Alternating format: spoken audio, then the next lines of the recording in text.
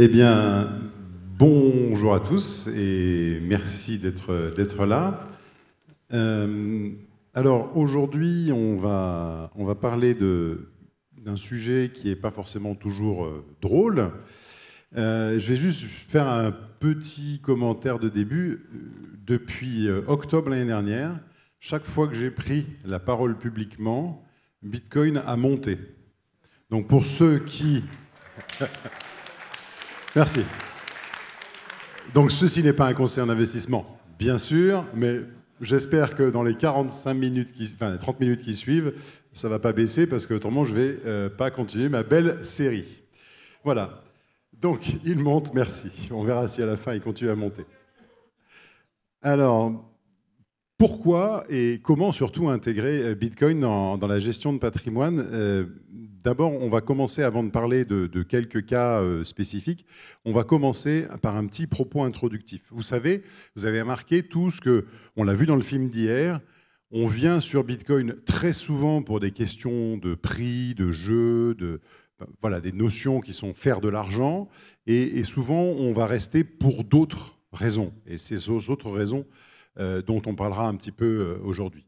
Ensuite, la question qui a beaucoup animé les débats ces derniers temps, c'est valeur de refuge, valeur refuge ou réserve de valeur. Et là, vous avez pu remarquer qu'il y a un vrai débat et surtout une vraie incompréhension. Donc, je reviendrai un petit peu sur ce sujet-là. On parlera aussi de corrélation, parce que quand on parle de patrimoine, on cherche à savoir si les actifs sont corrélés entre eux ou pas, c'est-à-dire s'ils se comportent de la même manière ou pas. Et puis après, il y aura des petites choses qui sont plus des actualités sur ce qui se passe aux États-Unis, ce qui se passe en Europe, les banques, sauf de l'UBAC bien sûr, les évolutions de Bitcoin, comment l'intégrer à votre patrimoine, voilà. Donc en fait, ce qui est très important, c'est qu'aujourd'hui, Note, hein, faut en avoir l'usage. Sans ça, au prix actuel, on n'amortit pas.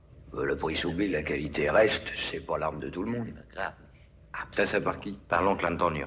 Voilà. Donc en fait, vous avez compris que ce n'est pas l'arme de tout le monde, que le prix s'oublie, hein, c'est comme pour un Beretta, c'est pareil. Bon, ça ne sert pas exactement à la même chose, même si moi je me suis intéressé à Bitcoin avec Silk Road, ça ne sert pas exactement à la même chose, mais on vient pour l'argent, on reste pour d'autres qualités. Et vous voyez, ça, on le sait depuis longtemps, puisque dans les années 60, ils parlaient déjà de Bitcoin, comme la vidéo nous le prouve aujourd'hui. Ensuite, on a cette problématique de réserve de valeur et de valeur refuge. Bitcoin, il est hyper liquide. C'est-à-dire que vous pouvez vendre ou acheter du Bitcoin. Vous avez une insomnie un vendredi soir à minuit, vous dites je veux acheter du Bitcoin, je veux vendre du Bitcoin, je peux le faire.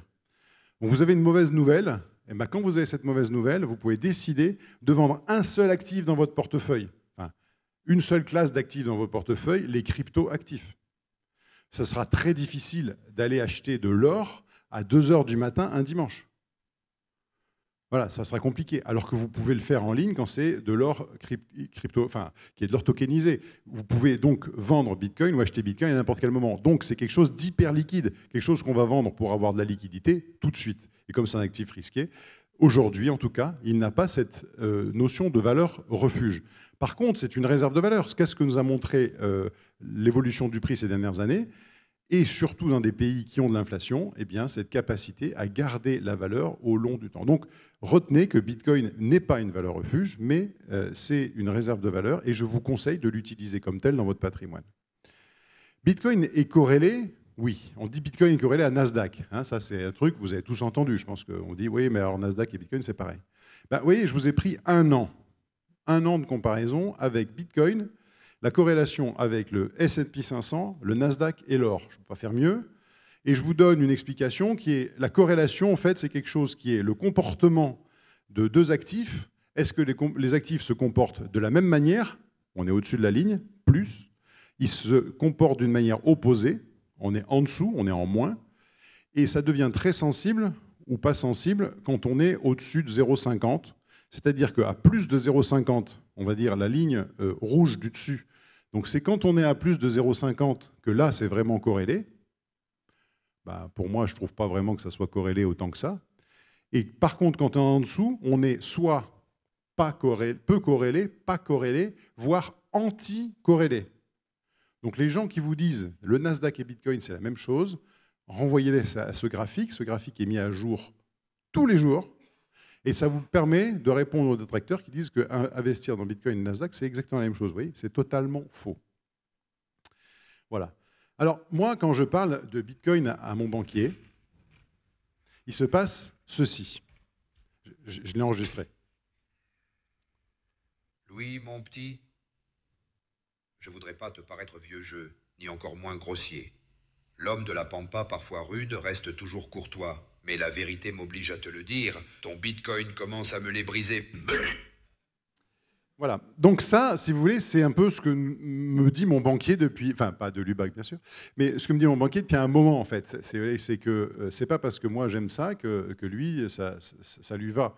Et d'ailleurs, notre plus grand sujet aujourd'hui, c'est qu'on va devenir PSAN Conseil bientôt. Est-ce que, comme d'autres PSAN, on ne va pas se retrouver banni du groupe Crédit Mutuel sur l'annonce de la nouvelle?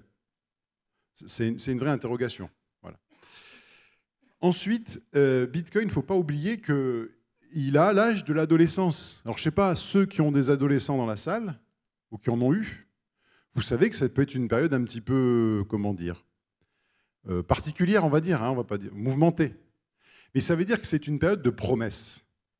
C'est ces adolescents-là qui vont devenir les hommes ou les femmes de demain, qui vont faire le monde de demain. Et Bitcoin est à l'âge, non pas de l'enfance, mais de l'adolescence, parce que c'est grâce à Bitcoin qu'on va faire le monde financier de demain. N'oubliez pas Andreas Antonopoulos qui nous dit « ce n'est pas l'argent d'Internet, c'est l'Internet de la monnaie ». C'est-à-dire Bitcoin est venu pour disrupter totalement la problématique monétaire et financière, et donc c'est l'Internet de la monnaie. C'est la révolution d'Internet appliquée à la monnaie. Autant vous dire que c'est une révolution pire qu'une révolution industrielle. Comment on va intégrer ça dans son patrimoine? Donc vous avez eu tout à l'heure des gens qui vous ont parlé d'ETF, d'ETP. Donc ça, bien sûr, ça va vous permettre d'investir en Bitcoin avec une réduction d'impôt. Ça intéresse peut-être certains d'avoir 30 ou 45% de réduction d'impôt quand ils investissent en Bitcoin. OK, ce n'est pas le pur self-custody qu'un certain nombre d'entre nous apprécient. En tout cas, c'est une possibilité. Vous pouvez avoir un plan d'épargne retraite aujourd'hui en France ou un contrat luxembourgeois dans lequel vous allez mettre des parts d'ETF ou d'ETP. On peut aussi acheter, donc nous, on privilégie bien sûr le DCA en direct, en self-custody. On peut aussi devenir mineur, hein, c'est-à-dire que vous achetez des machines et puis vous recevez des fractions de Bitcoin. Et n'oubliez pas que même pour des particuliers, il est possible d'acquérir des Bitcoins en vendant des objets. Vous pouvez très bien dire quelque chose, voilà, vous avez envie de vendre des choses chez vous, vous le vendez avec un prix attractif et vous dites paiement en Bitcoin seulement, ou en Satoshi, ainsi de suite. Et ça vous permet d'acquérir des cryptos sans aller sur quelque chose de KYC. Voilà, c'est une manière de l'intégrer à son patrimoine. Et puis, il faut savoir quand même qu'on a eu un épisode assez extraordinaire ces derniers temps. Pour terminer mon propos improductif, c'est le début de l'année, les deux côtés de l'Atlantique étaient totalement alignés. C'est-à-dire que février, mars, avril, on a quand même eu des mauvaises nouvelles pour la sphère crypto. Et puis tout d'un coup, il s'est passé ça. Hello, Bitcoiners. Thank you very much. Hello, it's good to be with you. Mais t'as déjà vu ça? En pleine paix. Il chante et puis il craque un bourre-pif. Mais il est complètement fou, ce mec. Mais moi, les dingues, je les soigne. Et donc, les banquiers européens vont soigner Trump, puisque ils vont s'attaquer au problème, et on va voir ce que ça va devenir. Voilà pour le petit propos introductif, avant de passer aux choses plus sérieuses. En tout cas, retenez une chose, c'est que si Bitcoin est un sujet de la campagne présidentielle américaine, ça veut dire que c'est un élément de la révolution monétaire qui s'annonce. Pas oublier qu'on est dans la première économie mondiale, celle qui gère un certain nombre d'échanges internationaux, et ce n'est pas pour rien que c'est un sujet de campagne électorale. Je vais vous parler de 3 sujets sur la gestion de patrimoine, et j'empiéterai un tout petit peu sur les questions pour avoir le temps d'aborder les 3 sujets. Quand on a eu en début d'année une croissance assez forte du prix de Bitcoin, un certain nombre de gens qui en possèdent depuis longtemps, qui ont été extrêmement patients, ont parlé de cash-out. Bon, pour ceux qui sont encore restés en France. Voilà. Un cash-out, c'est parfois subi ou quelquefois volontaire, hein, ça dépend, ça peut être subi ou volontaire. Parfois, un certain nombre de personnes ont oublié que ça pouvait être subi. Par exemple, on fait un prêt collatéralisé par du Bitcoin, un prêt en euros. Eh bien, si on fait un prêt fiat collatéralisé par du Bitcoin, on a de grandes chances d'avoir un fait générateur d'impôts. On a aussi des swaps qui se font. Il y a des gens qui ont fait des swaps sur des jetons dont ils pensaient que c'était des actifs numériques et ça ne l'était pas. Par exemple, les jetons Real Token, les Realty, les tokens Realty n'étaient pas des actifs numériques. On a pu le prouver avec Dominique Laurent. Donc, un certain nombre de faits générateurs peuvent vous amener à faire un cash-out non prévu. Mais par contre, vous pouvez faire un cash-out tout à fait prévu. Et à ce moment-là, il s'agit d'essayer de voir comment on peut l'optimiser. Par défaut, vous avez le prélèvement forfaitaire unique, qui n'est pas libératoire, de l'ordre de 30%. Et puis, comme vous avez des gros bags, vous pouvez avoir la contribution exceptionnelle sur les revenus. Elle est exceptionnelle. Hein. Ça fait à peu près une dizaine d'années qu'elle dure. C'est son côté un peu exceptionnel. Et on peut se dire que cette contribution risque d'augmenter. Elle est de 2, 3 ou 4% et elle va sûrement augmenter. On peut aussi avoir un impact sur des prestations sociales. Je m'explique. Vous faites une vente, vous avez une plus-value importante, vous touchiez des allocations familiales ou des aides diverses et variées, poum, vous dépassez les plafonds, vous ne l'avez plus. Et enfin, ce quitus fiscal que vous avez eu, puisque vous avez payé vos impôts, parfois il ne suffit même pas aux banques. Donc, qu'est-ce qu'on peut faire pour optimiser? Eh bien là, je vais vous encourager à renataliser la France. Ayez des enfants, vous paierez moins d'impôts. Ce n'est pas une surprise. Mais là, je vais vous le montrer que ça permet de payer quand même beaucoup moins d'impôts d'avoir des enfants. Bon, ceux qui me connaissent savent que j'ai appliqué cette stratégie moi-même. Donc, on peut donner avant une cession. On peut donner à ses enfants, on peut donner à son conjoint. On oublie qu'on peut donner à son conjoint. On peut aussi rendre les bitcoins communs. Je rappelle avec quelque chose que j'ai dit sur scène l'année dernière qui a étonné des gens. Les gens qui sont mariés sans contrat, sachez que la plupart du temps, les bitcoins que vous avez achetés sont souvent communs. Ils appartiennent pour moitié à votre épouse. Voilà, il y a des gens qui oublient ça et je pourrais expliquer pourquoi. Donc, on peut les rendre communs et dans ces cas-là, si on les rend communs, ça peut doubler les abattements. Et donc, on peut donner la pleine propriété, c'est-à-dire je donne tous mes bitcoins, ou je donne la propriété future, c'est-à-dire je donne la nue propriété, parce que je veux continuer quoi? Je veux continuer à avoir les revenus. J'ai acquis patiemment un patrimoine, je veux le conserver et conserver des revenus, je veux que mes enfants puissent le toucher plus tard, mais il me faut les revenus, donc c'est pour ça que je le fais. L'année dernière, je vous avais parlé d'un système qui était très intéressant, qui était la créance de quasi-usufruit. Le Sénat a entendu ma conférence, et donc le 23 décembre, ils ont publié un correctif, l'article 774 bis du Code général des impôts, non pas concernant Bitcoin, mais concernant les quasi-usufruits sur de l'argent, les donations d'argent avec réserve de nue propriété. Je ne rentrerai pas dans les détails publics, mais on pourra en parler en privé. Simplement pour vous dire une chose, c'est qu'on a mis un doute. Aujourd'hui, on ne sait pas si, dans la donation que je ferai à mes enfants, ce que mes enfants vont pouvoir retirer... Mes enfants ont une créance contre ma succession et on ne sait pas s'ils pourront avoir une créance contre ma succession. Donc, on a réfléchi à des solutions pour sécuriser le montage. Et la solution pour sécuriser le montage, c'est quoi? C'est que si je fais une donation de la nue propriété, je le vends par la suite et j'apporte le prix de vente à un contrat de capitalisation, à un contrat d'assurance vie, à une société. Si je fais un cash-out d'1 million et que je l'apporte à une société, mes enfants seront nus propriétaires. Donc, à mon décès, ils ne paieront rien sur la droit de succession. Moi, je serai usufruitier et je pourrai recueillir l'ensemble des fruits. L'ensemble des fruits, c'est tous les revenus qui seront générés. Donc, je vous ai fait un petit tableau. Ça tombe bien, ça a été... voilà, en plus, c'est le bon tableau. Merci beaucoup. Une mention à Mathilde. Vous pouvez l'applaudir, Mathilde, parce qu'elle m'a changé la diapo au dernier moment. Merci encore. En fait, ce qu'il faut retenir, c'est que on est tous mortels. Je ne vous apprends rien. OK? Bon. Donc, on a deux choses. On fait un cash-out pour le consommer intégralement et la donation n'a aucun intérêt. Hein. Dans ces cas-là, si vous voulez tout consommer, il n'y a pas d'intérêt. Voilà, je peux vous donner des pays où c'est pas mal pour s'installer dans ces cas-là. Et par contre, si on part du principe qu'on va laisser du patrimoine à ses enfants, eh bien, autant intégrer la donation en même temps que la cession. Parce que regardez dans ce tableau, le plus important, c'est la dernière ligne. Si je suis dans ce tableau et je suis sur la première colonne, qu'est-ce qui va rester à mes enfants à mon décès? C'est-à-dire que je fais un cash-out, je paye les impôts, et à mon décès, les enfants payent les droits de succession avec une tranche à 20%, et il leur reste 599 200. Dans les autres cas de figure, vous pouvez remarquer qu'il leur reste 700 000, 752 000, 775 000. C'est-à-dire que quand on met ensemble une structuration de donation-cession, à la fin, j'ai gardé mes revenus, moi, et mes enfants conservent un patrimoine jusqu'à 35% plus élevé, à minima 25% plus élevé et 35% plus élevé. Je n'ai pas le temps de commenter l'ensemble du tableau, mais c'est pour vous donner une idée que l'on peut améliorer les cash-out par la donation. Si vous n'avez pas d'enfants, écoutez, et que vous voulez payer moins d'impôts, eh bien, devenez apatride, puisqu'il y a des pays qui vous accueillent pour peu ou pas de fiscalité. Bon, vous aurez d'autres problématiques à gérer là-dessus.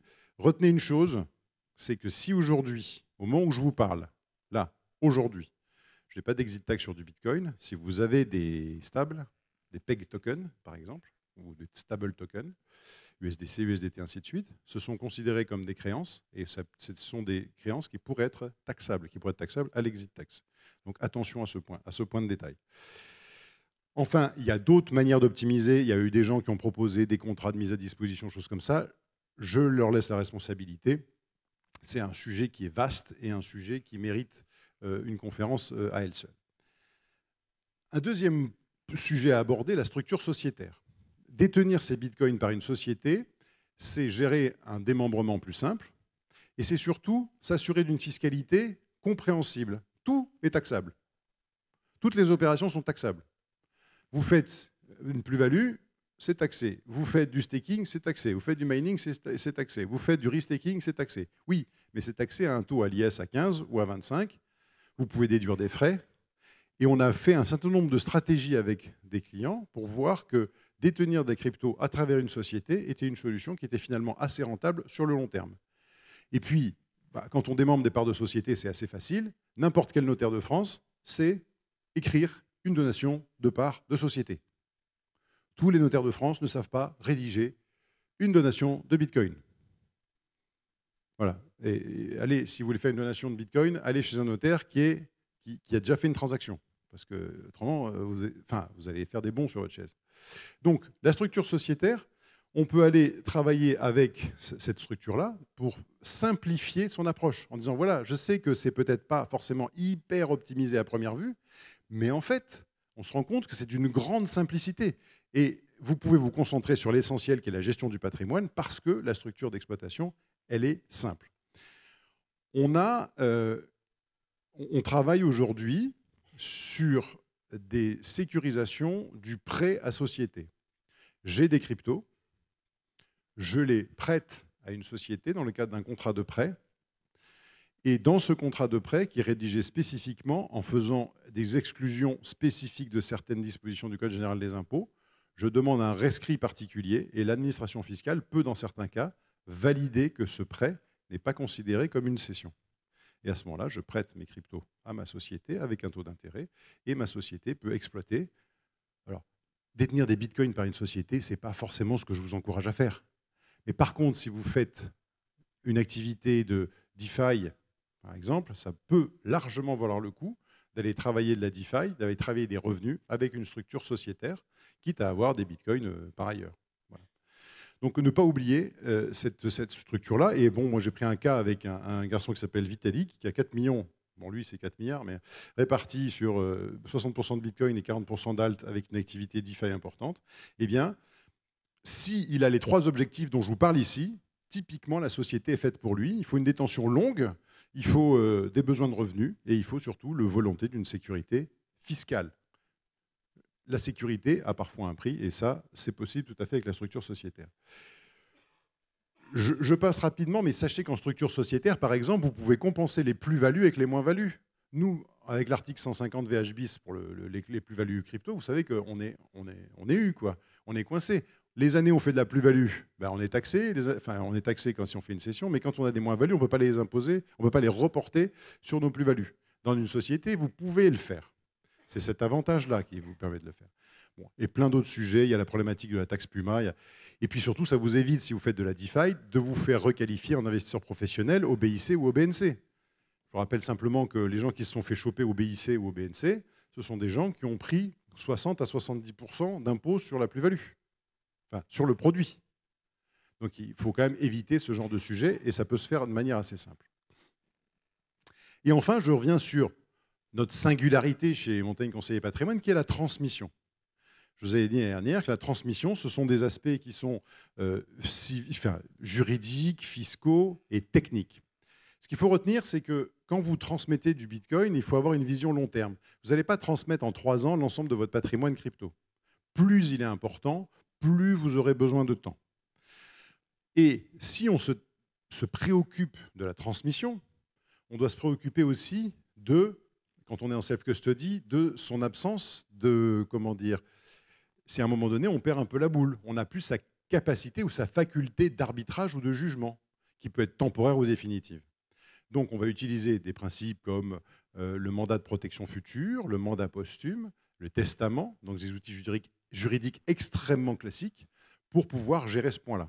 Ça, c'est les aspects juridiques. Et puis, on va aussi aborder des aspects techniques.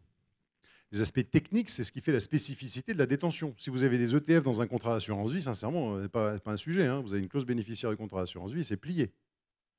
Mais si vous détenez vos actifs de manière directe en self-custody, il va falloir gérer. Peut-être séparer avec plusieurs clés. Moi, je vous déconseille, si vous avez un portefeuille important, d'avoir les bitcoins et les altcoins dans les mêmes clés. Ayez des clés pour les altcoins, des clés pour les bitcoins. Ensuite, on va avoir des seeds. Ces seeds, on va splitter, on va séparer les seeds pour avoir des logiques spécifiques et on essaie d'avoir des logiques redondantes. Je vais vous donner un exemple. On peut très bien aujourd'hui utiliser de manière décentralisée un réseau centralisé. C'est quoi? C'est les notaires. Les notaires, on peut très bien dire, je fais 3 ou 4 testaments mystiques. Mystique, c'est une enveloppe fermée que je remets au notaire et qui détient, lui, dans le rang de ses minutes, en disant, ben voilà, j'ai une partie de la seed ici, une partie de la seed là, une partie de la seed là. Bien sûr, personne n'est au courant des notaires chez qui j'ai fait ça, sauf qu'il y a un système centralisé chez les notaires qui fait qu'à mon décès, le notaire est obligé d'interroger le fichier des dernières volontés et tous les testaments qui ont été faits sont centralisés chez lui. Et il peut récupérer les 2/3 ou les 3/4 de la seed à ce moment-là, et il ne le récupérera pas avant. Bien sûr, les héritiers ont ce qui manque. Voilà. Donc, en fait, il y a plein de choses qu'on peut utiliser dans le monde réel et qui viennent nous aider à gérer la transmission de ces cryptos par des moyens classiques et aussi par des moyens techniques. On utilise Liana, donc on a parlé de Liana l'année dernière, mais on l'utilise, on a un partenariat pour l'utiliser de différentes manières pour permettre quoi? De la multisignature sur Bitcoin. Exemple extrêmement simple, j'ai une famille, papa, maman ont des cryptos, les enfants ont chacun une clé, papa et maman font en sorte que tous les mois les enfants aient quelques fractions de Bitcoin qui arrivent sur les clés, à leurs anniversaires, à Noël, ainsi de suite, d'autres fractions de Bitcoin qui arrivent sur les clés. Et qu'est-ce qu'on fait? On fait un scénario suivant, on a la clé 1, 2, 3, 4, 5, et on fait en sorte que si la clé 1 est perdue ou a un problème, après un blocage temporel entre 6 et 12 mois, 2 ou 3 signatures sur les restantes, on va dire 2 sur les 4 restantes, vont permettre de débloquer les fonds. De débloquer les fonds et de les envoyer à une adresse donnée. Voilà. C'est des choses qu'on peut utiliser. Vous voyez, on peut utiliser donc les notaires, les clés. On va faire plusieurs systèmes redondants comme ça qui vont éviter de se retrouver, comme quand on est en avion, les systèmes redondants évitent qu'on se retrouve au sol. Là, le problème de se retrouver au sol, c'est d'avoir un jour, désolé pour votre perte. Voilà. Et c'est ça ce qu'on peut faire avec la partie technique. Bien sûr, il faut avoir décidé à qui on transmet, ainsi de suite. La personne qui me dit, moi, tout est en sécurité parce que ma clé est dans un coffre-fort en Suisse, dans une banque suisse, et qu'il y a tout dessus, et qu'il y a plusieurs dizaines de millions, je ne suis pas sûr qu'il ait la meilleure des sécurités parce qu'il n'y a pas de redondance. Je passerai rapidement sur les aspects juridiques.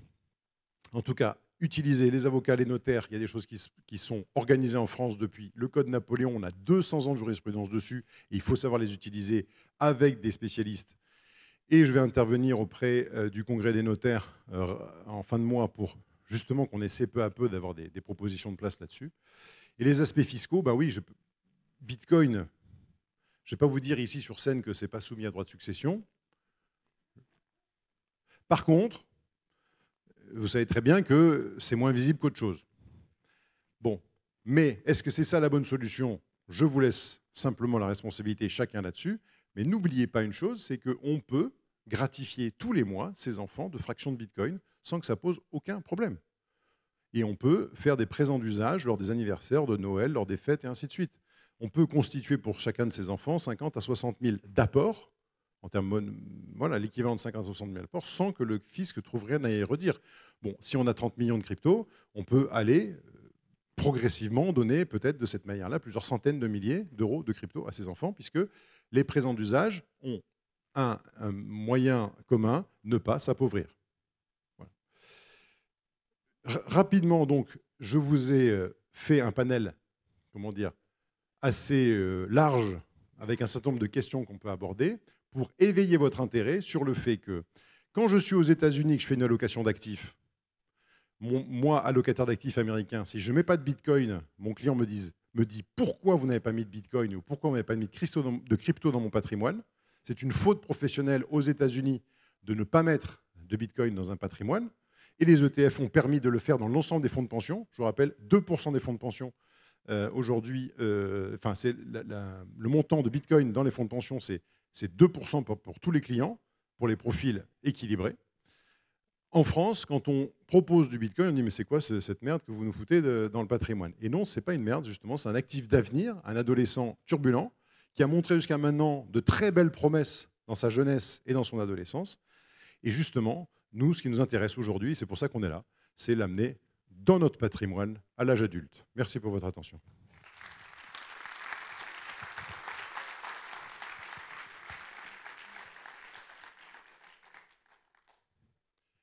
S'il y a une ou deux questions, j'y réponds avec plaisir. J'ai une question à droite.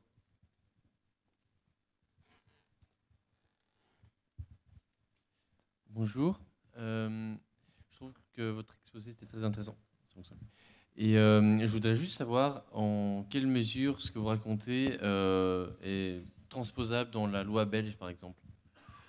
Alors, je pense qu'au niveau fiscal, il y a des particularités, notamment en termes de plus-value, puisqu'il y a pas mal d'exonérations en termes de plus-value dans la fiscalité belge, mais je parle sous couvert des spécialistes. Par contre, juridiquement parlant, on est dans le droit latin, donc il y aura des choses qui seront transposables au niveau du droit latin. Mais bon, on pourra en parler si vous voulez. Et techniquement, rien ne change. D'accord, donc tout ce que vous avez raconté finalement est valable et bon, enfin... Alors, fiscalement, à voir, il y a des particularités. Au niveau juridique, il y a beaucoup de choses qui se ressemblent, mais il n'y a pas, je ne pense pas qu'il y ait de mandat de protection future, à voir, ce côté-là, qui est très, très français. Mais ça, c'est des choses qu'on peut regarder. Et techniquement, l'IANA, c'est pareil. Enfin, voilà, il y a plein de choses au niveau technique que vous pouvez utiliser de la même manière. Très bien, merci beaucoup. Je vous en prie. J'ai une question ici.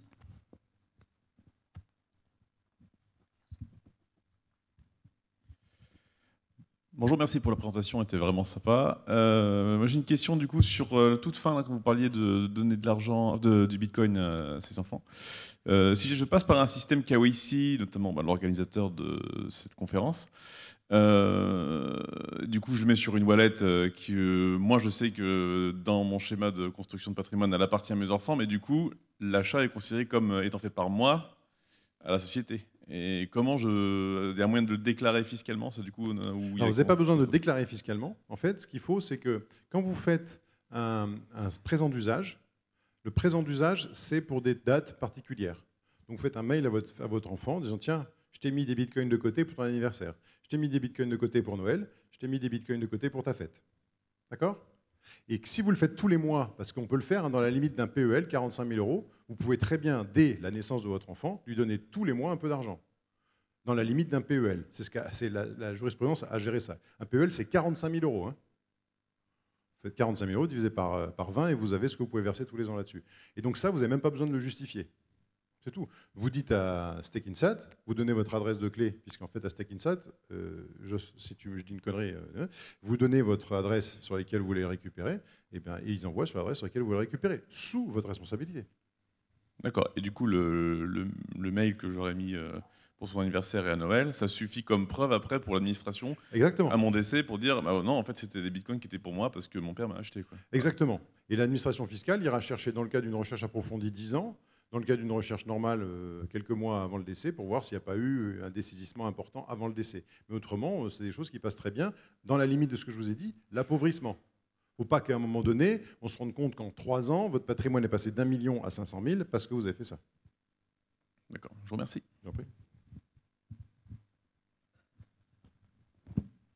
Il y aura après la réunion Louis Denis et Paul Rocky qui ont le même t-shirt que moi, qui seront capables aussi de répondre à des questions. Voilà. Oui. Il est super ce t-shirt d'ailleurs, sur tout ce qui est marqué derrière. La somme de toutes les incompréhensions. Ouais. Merci pour la présentation où vous avez pu rendre très clair un sujet complexe. J'ai une question sur... alors je ne sais pas si c'est vrai, hein, mais j'ai plus ou moins entendu dire que si j'ai des bitcoins, que je les collatéralise pour faire un emprunt d'USDC, que je sors mes USDC en monnaie fiat, que c'était fiscalisé. Oui. Ce qui est complètement débile parce que c'est un emprunt. Alors, ce n'est pas débile, c'est malheureusement une particularité française. Ma conférence l'année dernière, je l'explique précisément avec une bouteille de Volvic et ma Tesla. Et vous verrez, c'est expliqué noir sur blanc. C'est le principe de prêt à consommation, prêt à usage. Une bouteille de Volvic, si je vous la prête, j'attends à ce que vous me donniez une bouteille de Volvic neuve. Et bien Bitcoin, en fait, s'il est en garantie d'un prêt, vous n'êtes pas obligé de me rendre mon Bitcoin. Si vous me rendez un autre Bitcoin que le mien, enfin, si on vous rend un autre Bitcoin que le vôtre, eh bien, vous allez l'accepter. C'est la fongibilité. Un Bitcoin vaut un Bitcoin. Et ce problème de fongibilité, aujourd'hui, fait que on est malheureusement imposé dans le cadre d'un prêt en crypto, enfin d'un prêt fiat collatéralisé par de la crypto. Ce n'est pas un revenu, donc pourquoi je paierais des impôts sur quelque chose qui n'est pas un revenu? Je l'explique dans la conférence l'année dernière. D'accord. Et on peut en parler après. Ouais, mais c'est un vaste sujet, mais pas de souci pour le faire en détail. Merci. Si je peux prendre une autre question, avec plaisir. Il y avait une question par là.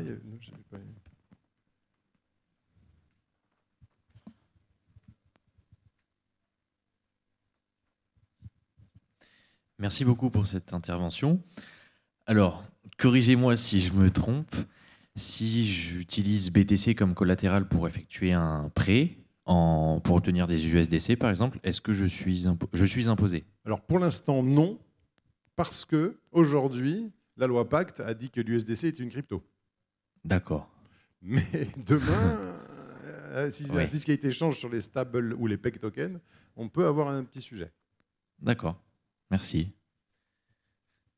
Il y a une question là, puis après je ne vais pas trop dépasser, mais il y a une question là, j'ai vu.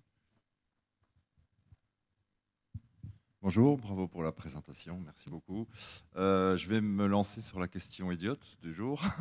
Allez-y. C'est sur le passage aux enfants après mon décès, justement. Si j'ai typiquement une clé Ledger, en quoi la clé Ledger n'appartient pas à mon enfant, en fait, je veux dire, bêtement, quoi, sans parler de passage, vous voyez ce que je veux dire, quoi, c'est, donc j'ai compris qu'il y avait un petit oubli, vous avez perdu un petit peu le sens de la propriété. Non, il n'a jamais été à moi. Oui, c'est une autre manière de le dire. Et donc je vous laisse la responsabilité de ce genre de stratégie. Voilà. Mais effectivement, si on regarde les choses de manière extrêmement factuelle, une clé est au porteur. Voilà, c'est ce que je voulais dire en fait, c'est que le Bitcoin est au porteur. Donc Le problème, c'est que si on va chercher, parce qu'on peut aller chercher ça, comment avez-vous acquis vos Bitcoins? Normalement, on a acquis des Bitcoins de 3 manières. Une première qui est KYC, qui la plupart du temps par des plateformes, de plus en plus, ça devient difficile d'acquérir des Bitcoins sans KYC. Donc on a une trace d'un compte bancaire vers un broker, ainsi de suite. C'est très facile d'interroger. FICOBA, c'est le fichier des comptes bancaires, et on va trouver les traces qui vont là-dessus. Donc le fisc peut remonter à ça.